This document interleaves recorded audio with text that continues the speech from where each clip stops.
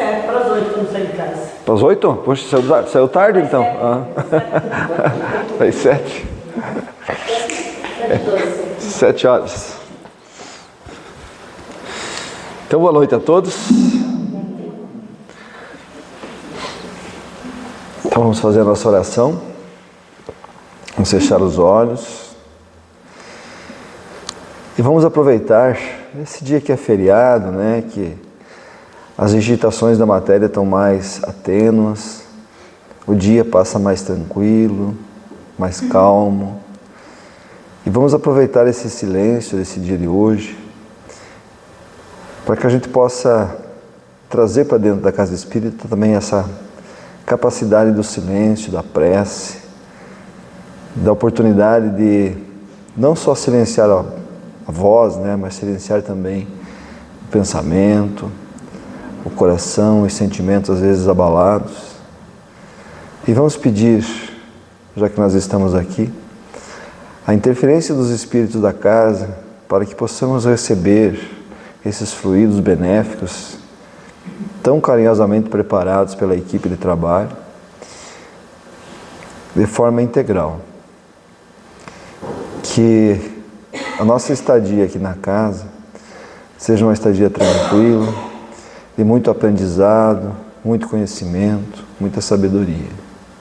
Invocamos também a presença do nosso amigo espiritual que nos auxilia nessa passagem terrena, o nosso companheiro anjo da guarda, aos espíritos dirigentes da casa, que possam também nos auxiliar em todos os trabalhos que faremos hoje, nessa noite, com a sua permissão, eles que comandam, dirigem e organizam, planejam todas as atividades da casa. Então, em nome de Jesus, em nome de todas essa pleia de espíritos, inclusive nós, que fazemos parte dessa instituição que estamos hoje, nós abrimos os trabalhos de estudo, de palestra e de passe da noite de hoje. Que assim seja.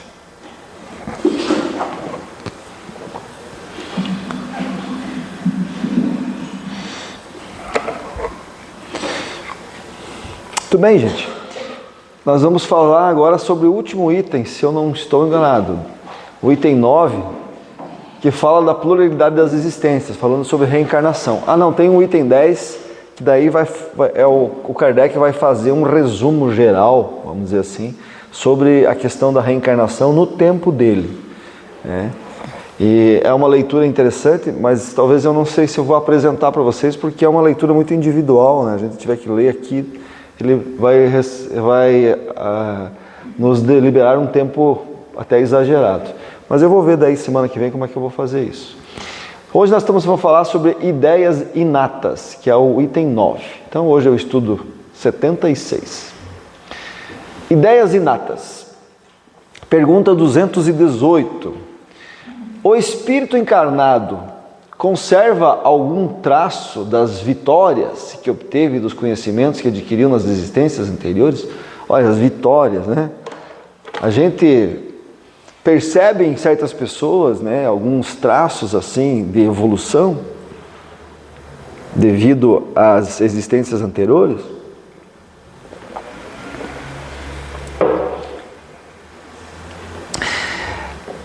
Pelo nosso conhecimento, a gente sabe que as vidas se interrelacionam, né? Então, você não é exatamente aquela pessoa que iniciou um processo novo. Você é uma vastidão de pessoas. A gente acha que é um ser único, né? Você já imaginou a quantidade de personagens que nós já administramos nas nossas encarnações? Né? E cada personagem que a gente administra, que a gente vive, convive, a gente recebe um cabedal de conhecimentos, de tradições, de culturas, de ideias novas. Imaginem você sendo um grande computador, vamos dizer assim, com todas essas vivências em você. Né? É claro que a gente, nessa encarnação, você vai apresentar traços de encarnações que você teve há 1000 anos atrás. Porque naquele momento você aprendeu algo que te valorizou, que é uma vitória conquistada, e você traz hoje isso como um valor moral, um valor intelectual.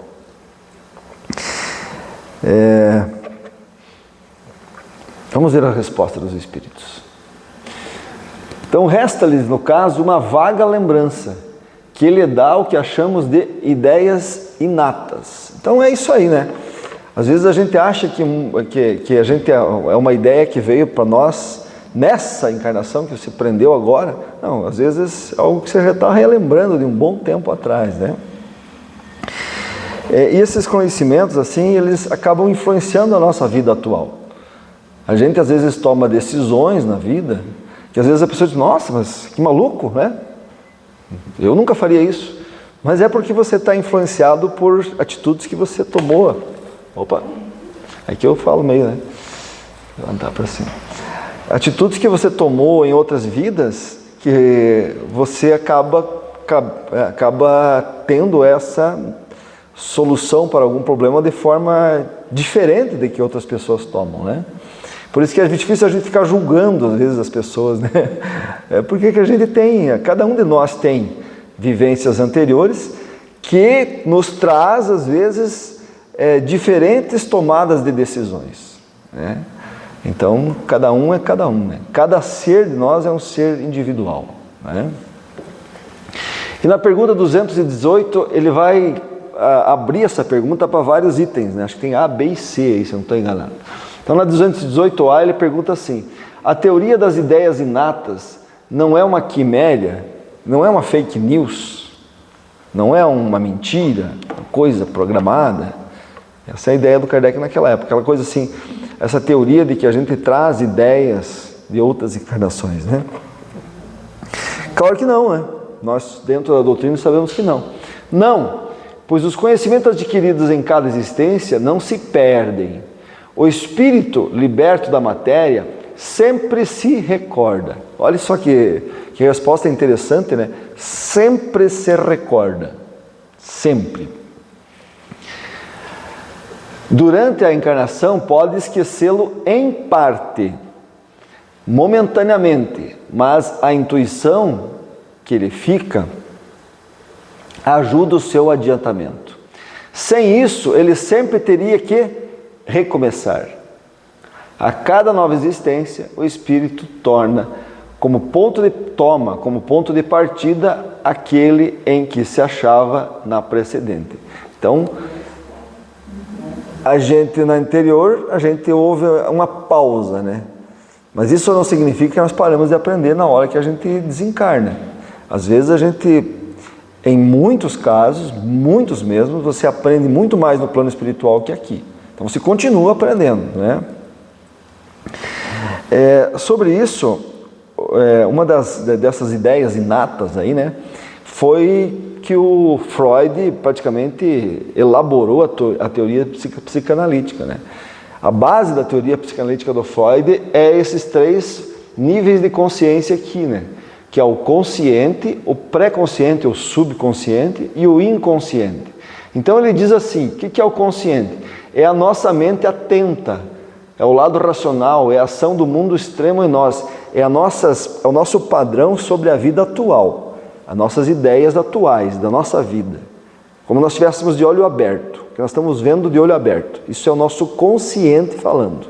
E ele diz que o nosso consciente é só 5% de tudo que nós temos de conhecimento. O Freud já falava isso. E onde é que estão os outros 95? De onde é que a gente tirou os outros 95? E isso era uma dúvida grande dele. Então ele é mais ou menos como um iceberg, né? Aqui em cima, na superfície, no raso da água, está o subconsciente. O que é o subconsciente? São os conteúdos que não estão conscientes, a gente não tem ideia deles, mas podem ser trazidos à consciência a qualquer momento. Então, assim, são a forma como você pensa, é o conceito de verdade que você tem, que está realizado em você. Então, se for perguntar alguma coisa para a Laídes, ela vai se basear nesse conhecimento que ela tem, do subconsciente, na base do consciente e do subconsciente, porque está fresco para ela. Então são nossas memórias, talvez de vidas mais recentes que a gente tem aí, tá? E ele diz que tem também o inconsciente, esse está no profundo, e esse é o maior de todos. Ele diz que esses não são acessíveis ao consciente e possuem uma linguagem própria e pode vir à tona de maneira indireta ou simbólica. Então é mais ou menos assim. Sabe aquela história do cara que diz assim, eu sou muito boa gente, mas não pisa no meu pé? Sabe? Porque a hora que pisa no pé dele, ele vai puxar essas ideias do inconsciente, que estão lá no fundo. E aí que a gente vê, na verdade, né, quando eles dizem, quando uma pessoa está, quando ela perde o bom senso, é que você reconhece realmente quem ela é. Não é verdade? Porque daí ela realmente vai puxar todo aquele cabedal de conhecimento que ela tem lá atrás. E ela reage às vezes de forma inesperada. Não é verdade?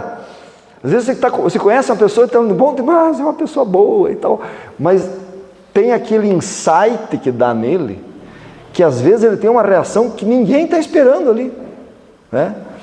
É porque ele acessa esse id, esse inconsciente que é o profundo da nossa alma. É esse nível de consciência da mente que nós trazemos de muitas encarnações e que são nossos traumas às vezes. Em que encarnações passadas, por exemplo, o Preto,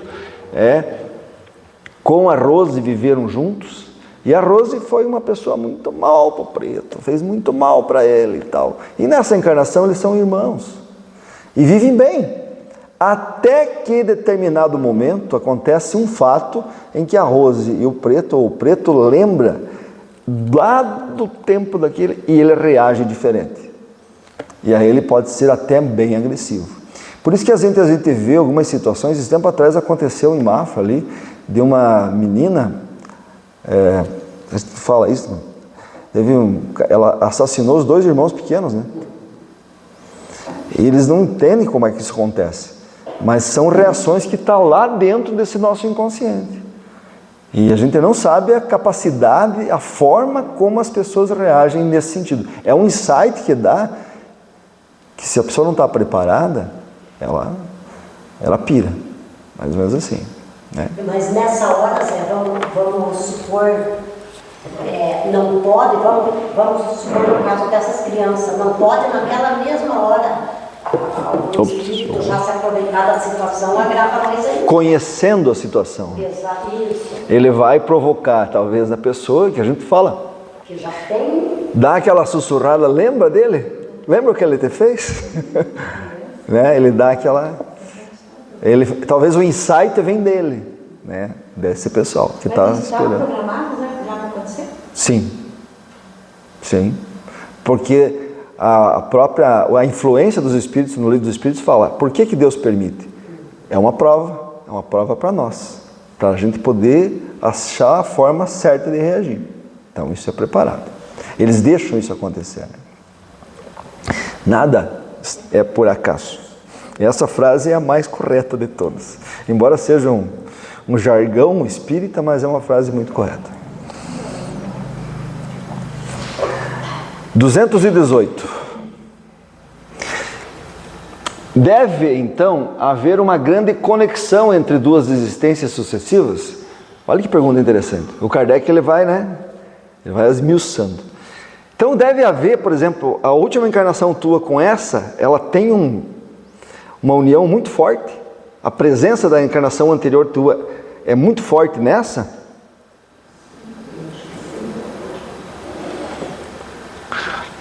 Nem sempre tão grande como podias pensar. Claro que sim. Porque as posições são quase sempre muito diferentes. E no intervalo de ambos, o espírito pode... Isso, é o que eu disse, né? No intervalo de ambas, o espírito pode progredir. Quer dizer que, veja bem, você teve uma encarnação passada e agora você está nessa. Mas no intervalo, a gente não sabe tudo o que a gente aprendeu no plano espiritual. Que muitas vezes mudou completamente a tua forma de pensar da anterior para essa.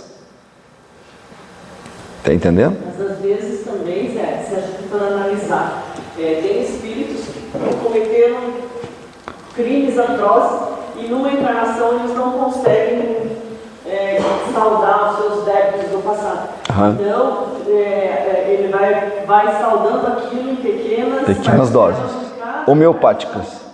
Então não é só a conexão com a anterior, às vezes a conexão está lá atrás. Sim, por isso que ele fala ali, né? Nem sempre é a da outra. Às vezes a gente, nessa encarnação, há uma programação nessa encarnação, né? Sei lá, você é professora, mas no anterior você não foi professora, por isso que ele está falando aí, ó. Porque as posições são, às vezes, mudam muito, né? Na anterior você foi, sei lá, político, e você cometeu, né? E as lembranças do político da reencarnação anterior para essa de professor iam te fazer mal. Então eles fecham o volume, tá entendendo? Nessa situação, para que você possa exercer e crescer nessa posição que você está hoje. É tudo uma... Porque assim, às vezes, a gente acha que a nossa evolução espiritual, né? E isso é normal, absolutamente normal. Cadê aquela azul? Vamos de vermelho. A gente acha que a nossa evolução espiritual é mais ou menos assim, né? Uma linha reta. Agora eu tô dessa encarnação, da próxima eu tô, assim eu vou subindo. Na verdade não funciona assim. Na verdade a nossa encarnação ela é assim, ó.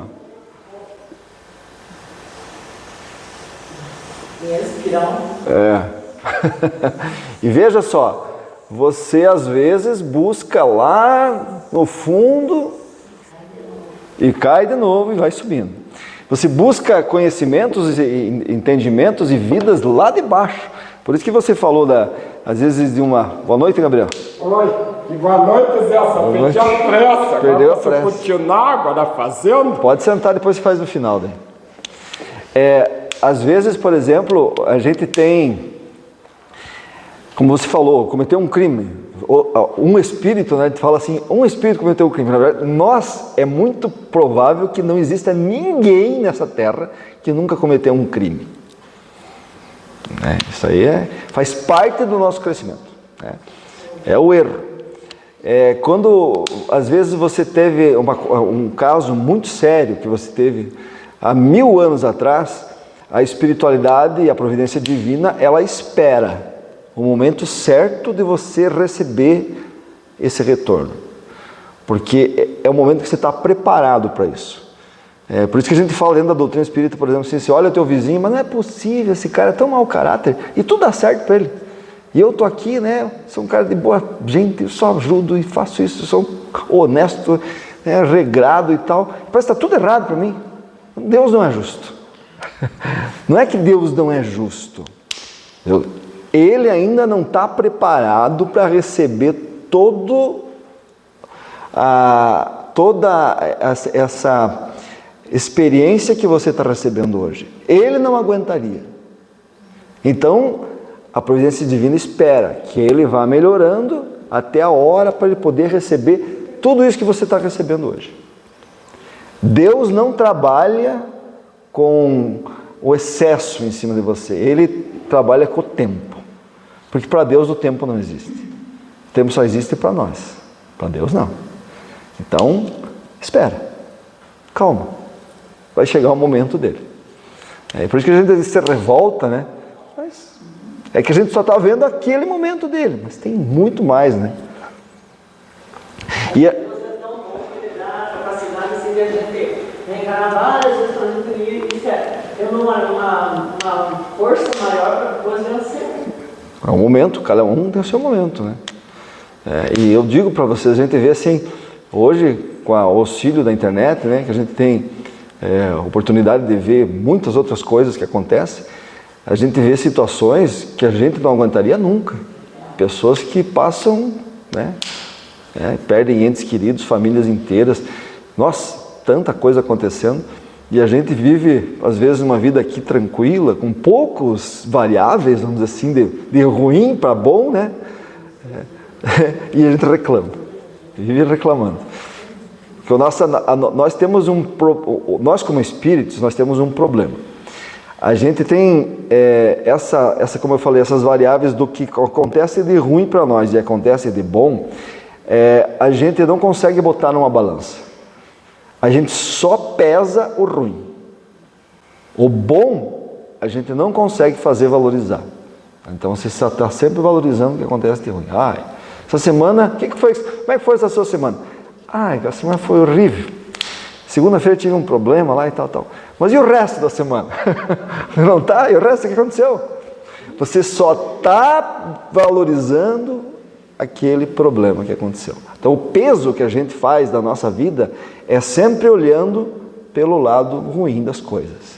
Isso é típico do espírito imperfeito. Porque os espíritos mais avançados, eles têm uma visão diferente da situação. Eles sempre enxergam as coisas boas. Pode ver. É bom você conversar com alguém, né? Você pergunta, como é que foi? Nossa, tua vida. Ou alguém que vem e diz assim, o que está passando hoje? Eu já passei. Nossa, passa rápido, você vai ver amanhã. Pessoas que vêm e te valorizam de uma forma que fazem pensar de forma diferente e valorizar o bom. Como é gostoso ter pessoas assim do lado da gente, né? Então, o Dario falou uma vez numa palestra que ele mostrou quanta coisa boa tinha no mundo, né? E a pessoa só fica assistindo o jornal e tem coisa ruim. Ele falou, exatamente. Né? Só coisa boa, é uma infinidade que a gente nem imagina. A gente acha que o mal tem mais, mas não, é o bem que tem mais. Sempre o bem tem mais. Só que não se olha. Exatamente. E é normal, porque se não fosse assim, não existiria progresso.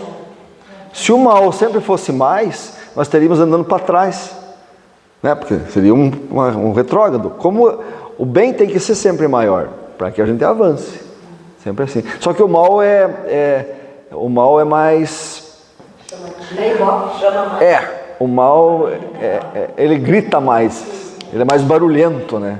O mal está em todos os lugares, a gente perde, e nós somos atraídos pelo mal. Como somos ainda na época primitiva, o nosso sistema de defesa faz com que a gente fique atento a informações que vão nos atrapalhar. A gente fica sempre esperto a informações ruins e a gente valoriza isso, né? Então é isso. Pergunta 219.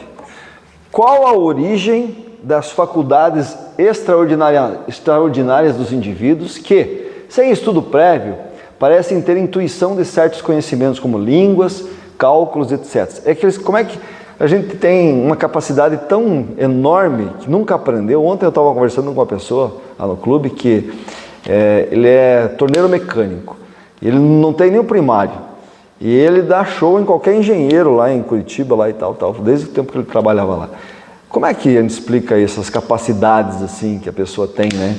Que nunca teve estudo nenhum, depois você põe ali naquele lugar, o cara se transforma, né? A gente sabe, coisas do passado, lembranças do passado, progresso anterior da alma. Eu adoro essa palavra aqui, progresso, né? Ou seja, foram conquistas nossas. Tudo é merecimento, né?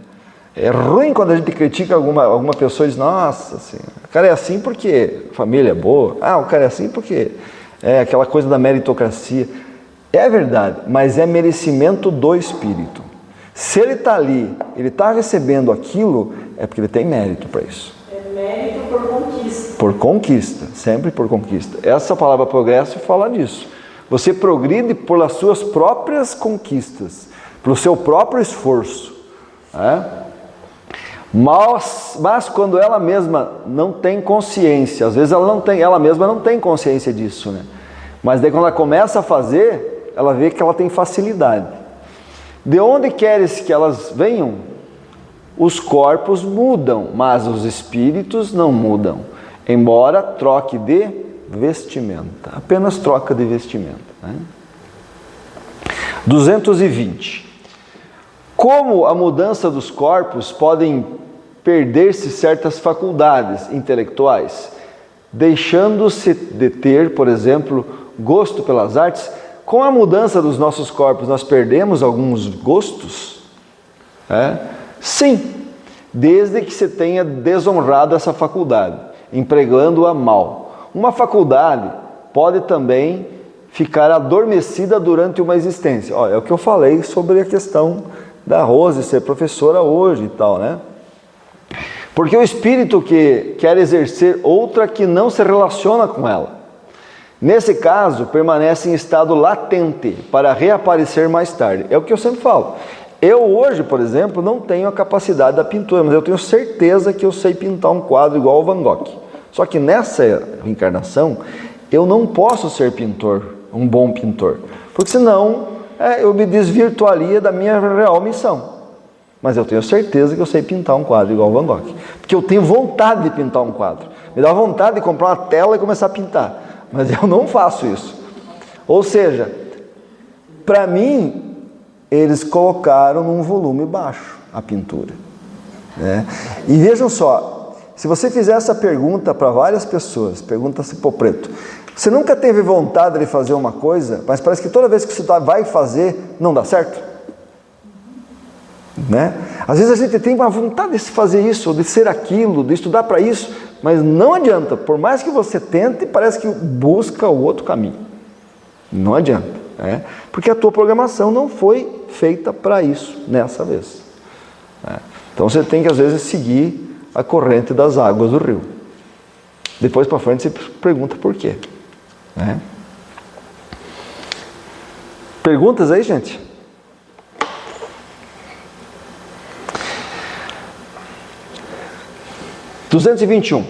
Deve-se-ão atribuir a uma lembrança retrospectiva o sentimento instintivo que o homem, mesmo quando selvagem, possui da existência de Deus e o pressentimento da vida futura? A ideia que nós temos de Deus, ela é uma ideia inata em nós, já que nós estamos trabalhando sobre ideias inatas? Sim. Não existe no planeta Terra nenhuma civilização, nenhuma sociedade, nenhum povo que não tem sua grande maioria que acreditam em Deus.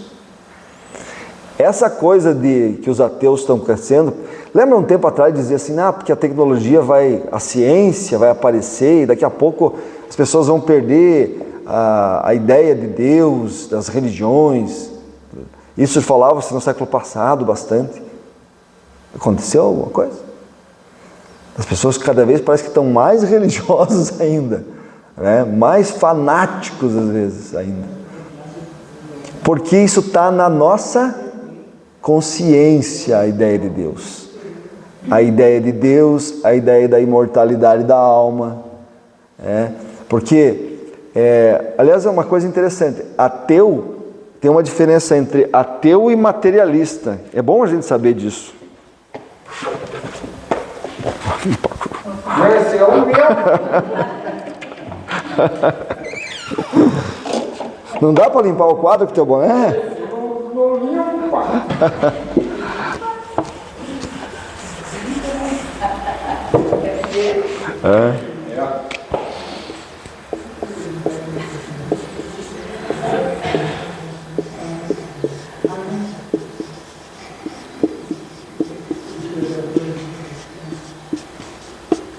Qual a diferença entre um ateu e um materialista?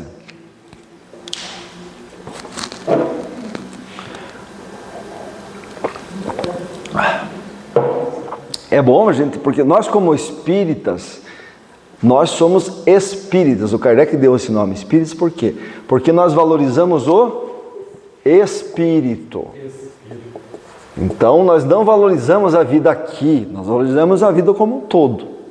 Isso é uma base, né?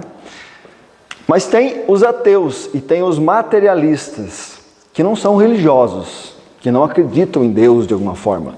O ateu não acredita em Deus, tá? Só que o ateu, ele não acredita em Deus, mas ele acredita que existe uma vida futura. Ele acredita que o corpo não, a consciência não morre com o corpo. Tá? Ateu significa uma negação a Deus. Essa é a definição de ateu. Mas não tem nada a ver com a crença da imortalidade da alma. Tá?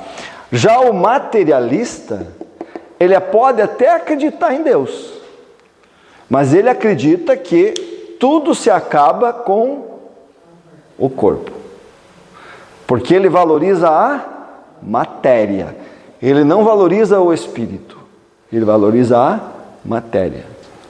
Por isso que às vezes eu falo assim, que o espiritismo, a teosofia, o Rosa Cruzes e outras doutrinas, elas são espiritualistas. Mas, por exemplo, o catolicismo, as igrejas pentecostais, elas são religiões materialistas. E às vezes o pessoal fica meio assim comigo. Mas são. Sabe por quê? Porque elas não valorizam o espírito. O que acontece com você depois que você morre? Dentro desse conceito católico, evangélico. Tudo que vai acontecer com você quando você morrer depende do que você realizou aqui na matéria. Está entendendo? Então, eles são materialistas. Você nasceu com esse corpo, o teu espírito nasceu com esse corpo, tá? E tudo que você fizer em 70, 80, 90 anos vai refletir para o resto da tua existência como espírito. Ou seja, aqui a matéria é muito importante para essas religiões. Já para nós, que valorizamos o espírito, aqui essa existência ela é importante, mas não é o tudo. Estão entendendo? Depois que nós desencarnarmos, a gente vai continuar um processo de aprendizado e evolução. Nada se perdeu. Você não está destinado completamente àquilo que aconteceu nessa tua vida. Por isso que eu chamo de religiões materialistas. Está entendendo? E isso é importante dizer, porque tem espírita que vive ainda dentro desse conceito aqui, ó. Eu preciso ir no centro espírita, assistir o estudo do Zé, porque senão eu vou para um umbral. Isso é uma ideia materialista. Por quê? Porque você está concentrando que tudo que vai acontecer lá depende do que você vai fazer agora, nessa só vida, simples vida. Gente, você já teve tantas outras vidas que você estacionou, que você cresceu pouco, que agora tudo que você puder ganhar já é um valor. É um valor. Mas você vai ter outras oportunidades. Então não fique delirando aí, criando uma neurose, né? Porque se a gente olhar para nós já estamos tão acostumados com o umbral. É muito provável que nós já tivemos muito mais tempo no umbral do que nos planos superiores. É isso. Então o umbral para nós como se diz assim, é como um hospitalzinho, nós passamos de vez em quando, nós já conhecemos todos os médicos lá, conhecemos as enfermeiras, tudo gente boa, né? Fazem parte, nossos amigos estão lá esperando a gente. Está entendendo? Então, na visão espírita, eu venho na reunião, no estudo do Zé, porque eu quero aprender, evoluir, porque isso vai fazer bem. Aproveitar esse momento. Mas não que isso vai mudar totalmente a tua vida para o resto da eternidade. Então agora, entendeu? Vai te dar é um processo. Porque veja bem, gente, se você olhar para a doutrina materialista que eu falo, quando que nós seríamos um Einstein? Por que Einstein é Einstein e nós somos uns quimeros, momento conseguimos aprender matemática básica? Ele se esforçou mais que nós? Ele teve muito mais vivências, claro. Você explica isso. Um Papa Francisco. Por quê? Como é que o cara desse chega a essa qualidade, vamos dizer assim, moral? Não é assim, porque ele nasceu na Argentina, não. É um processo antigo. E você está nesse caminho. Então, quando você olha para esse lado, você se perdoa mais. né? Você não carrega tanta culpa pelos erros que você fez agora. Por quê? Porque são coisas naturais do processo de evolução. Errar faz parte do negócio, né? Beleza?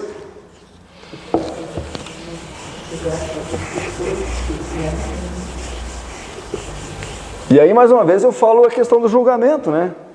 A gente julga as pessoas que fazem, que tropeçam, que erram, é um processo de evolução. Eles estão no deles, nós estamos no nosso.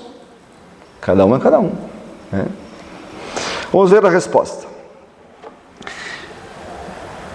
Então, deve-se atribuir uma lembrança retrospectiva ao sentimento instintivo do homem, mesmo quando selvagem, possui sobre a existência de Deus? Sim, é uma lembrança que ele conserva daquilo que sabia como espírito, antes de encarnar, mas o orgulho frequentemente abafa esse sentimento, que é o caso do materialista, né? Ou do ateu. Muito bem. Questão 221. É essa lembrança que se deve em certas crenças relativas à doutrina espírita, que se encontram em todos os povos?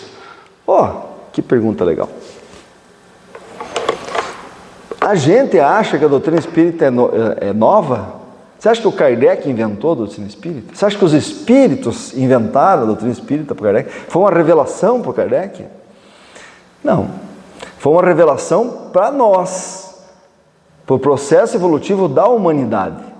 Mas as civilizações anteriores, essas verdades que a doutrina espírita conta para nós, muitas já sabiam. Os egípcios já sabiam, os gregos já sabiam, os próprios romanos sabiam, né? Os orientais já sabiam, vivem até hoje, os budistas, os hindus já sabem disso, há milhares de anos, né? Então, esse processo que a doutrina espírita nos explica, né? Isso está na consciência de muitos povos, e é por isso que tem pessoas que têm facilidade para entender, por exemplo, as bases do espiritismo. E tem pessoas que têm dificuldade. Facilidade por quê? Porque você já vivenciou esses conceitos em outras eras. Talvez você já viveu lá no Egito, já teve a possibilidade de fazer parte de um grupo dos iniciáticos, entendeu sobre a mediunidade. E hoje para você, mediunidade é uma coisa simples. Talvez você já viveu na Índia, e hoje para você a vida depois da morte é uma coisa simples, está na consciência sua, porque isso são ideias inatas, né? Vamos ver a resposta. Essa doutrina, a doutrina espírita no caso, né? Olha o que eles dizem. Essa doutrina, que hoje chamamos de doutrina espírita, é tão antiga quanto o mundo. É por isso que a encontramos por toda parte, e é esta uma prova da sua veracidade. Então, o fato da doutrina espírita ser uma verdade é porque ela sempre existiu. Esses padrões, esses conceitos, esses princípios da doutrina espírita sempre existiram em várias partes da humanidade. Eu falo assim, porque existia, depois que chegou os capelinos aqui, existia a religião do povo e a religião da casta. Isso em todas as civilizações. O que era a religião do povo? Se você for lá no Egito, deuses, muitos deuses. Então tinha o deus disso, o deus daquilo, e o que mais? Você precisa respeitar a hierarquia do faraó, senão o deus tal vai te pegar. Você precisa fazer isso, porque quando você morrer, o Anu vai vir te comer o coração. Então a religião por povo é uma religião, daquela religião assim, que põe medo, para você ter dominação. E isso está entre os hebreus, porque os hebreus também tinham isso, mas os hebreus também tinham a Cabala, que é a doutrina espírita. Fala de reencarnação, fala de evolução. Por isso que como é que é o nome do rapaz, do senhor que Jesus fala sobre a reencarnação? Esqueci o nome. Que ele diz que é necessário viver de novo para ver o reino de Deus. Nicodemos era cabalístico. Por isso que ele sabia da reencarnação. E é por isso que Jesus vai conversar com ele. Porque ele sabia. Ele não sabia o processo, mas ele sabia da reencarnação. Então a Cabala, dentro da doutrina judaica, é a doutrina espírita. Está entendendo? Os iniciáticos da Grécia, onde tanto Sócrates como os tantos outros frequentavam, tinha esses conhecimentos. Está entendendo? Então, existia a religião do povo, que era uma religião pesada, e existia a religião da casta, daqueles que já tinham uma certa condição de conhecimento. Sempre foi assim. Ok?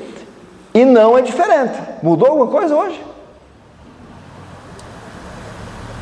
Quantos por cento da população tem esse conhecimento e essa capacidade de estudar o que nós estamos estudando aqui?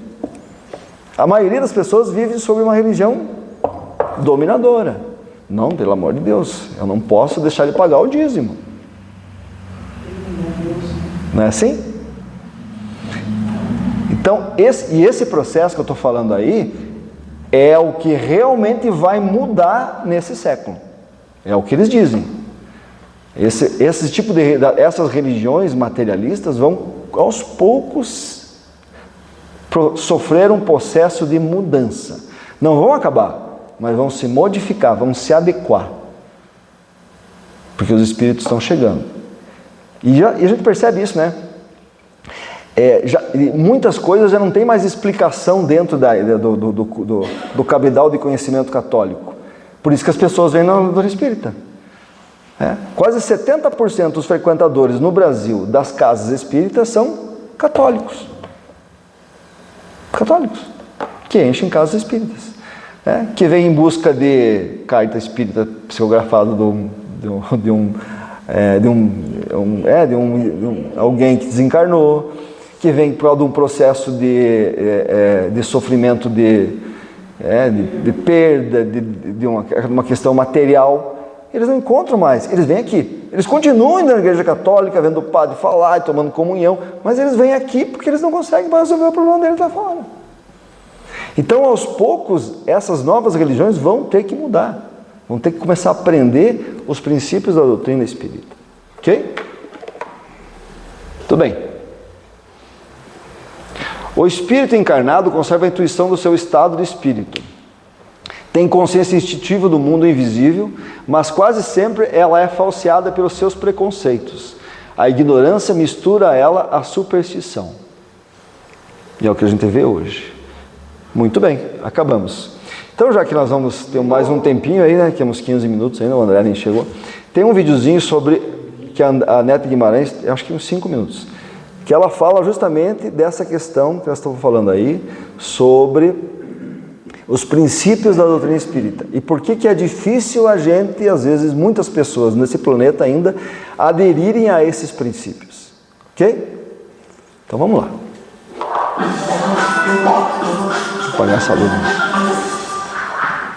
Uma das coisas que eu gosto de fazer é ouvir críticas e questionamentos a respeito do espiritismo, que facilita na hora de explicar.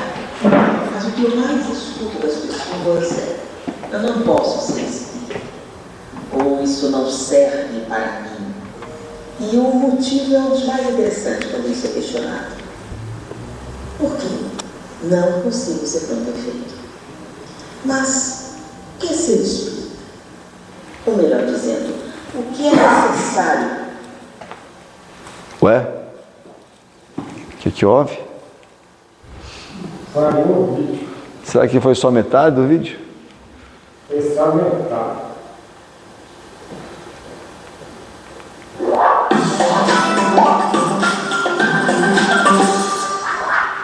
Uma das coisas que eu gosto de fazer é ouvir críticas e questionamentos a respeito do espiritismo, que facilita na hora de explicar. Mas o que eu mais escuto das pessoas é: eu não posso ser espírita, ou isso não serve para mim. E o motivo é um dos mais interessantes quando isso é questionado. Por quê? Não consigo ser tão perfeito. Mas o que é ser espírita? Ou melhor dizendo, o que é necessário para ser espírita? O espiritismo é uma proposta filosófica. Apesar de ter consequências comportamentais, ele não é um grupo de rituais ou regras de comportamento específicas.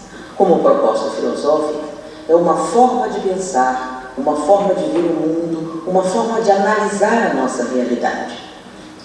Então, o que é necessário realmente para ser espírita é pensar a realidade a partir de 5 princípios básicos.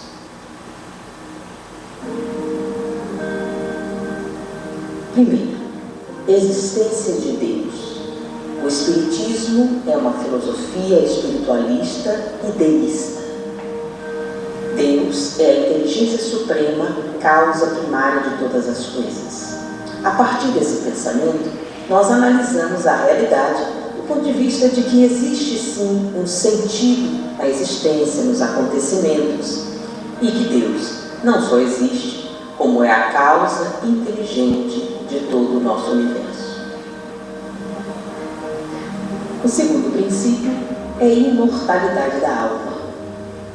Essa dualidade espírito-matéria que acompanha a história da humanidade, dos egípcios aos dias atuais, está presente em todas as culturas. O homem primitivo já buscava uma explicação para aquilo que ele não entendia. E normalmente essas explicações aconteciam no mundo metafísico, no mundo além da matéria. A imortalidade da alma é então um dos pilares de todas as teorias espiritualistas, e do espiritismo também.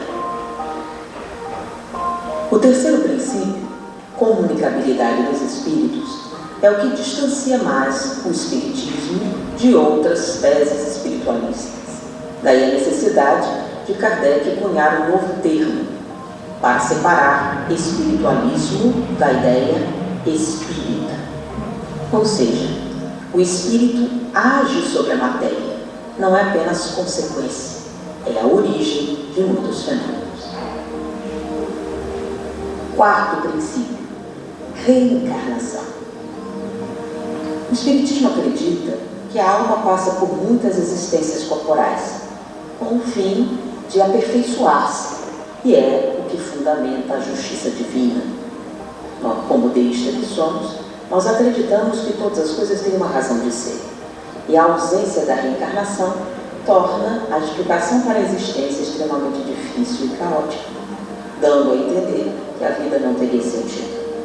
O espírita acredita que todas as coisas acontecem por uma razão, e que as provas, as dificuldades, surgem dessa necessidade de aperfeiçoamento.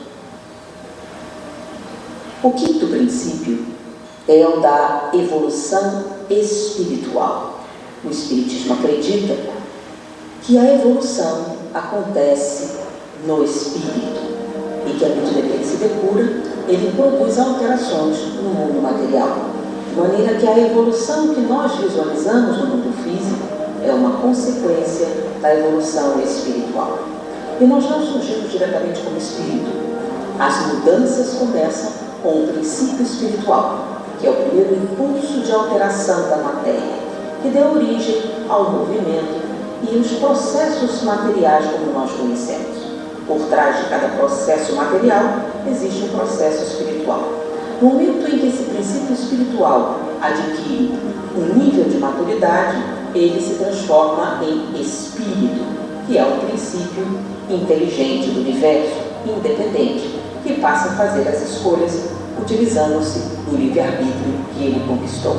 À medida que ele evolui, ele chega um momento em que ele domina todas as alterações que a matéria pode proporcionar e ele deixa de ter necessidade de reencarnar-se no mundo material. Ou seja, a cada nova existência, o espírito dá um passo adiante na senda do progresso em rumo da perfeição. Ser espírita, então, não é um tipo de comportamento específico ou uma exigência. Ser espírita é desenvolver critérios de avaliação da realidade que lhe permitam raciocinar, compreender, avaliar tudo o que existe e entender a realidade baseado em 5 princípios: existência de Deus, imortalidade da alma, comunicabilidade dos espíritos, reencarnação e evolução espiritual. A partir desses princípios, o raciocínio, em consequência, o comportamento do espírita se desenvolve. Então, o ser espírita é pensar como espírita, é raciocinar como espírita. E, principalmente, a fé espírita é aquela capaz de enfrentar a razão face a face em todas as épocas da humanidade.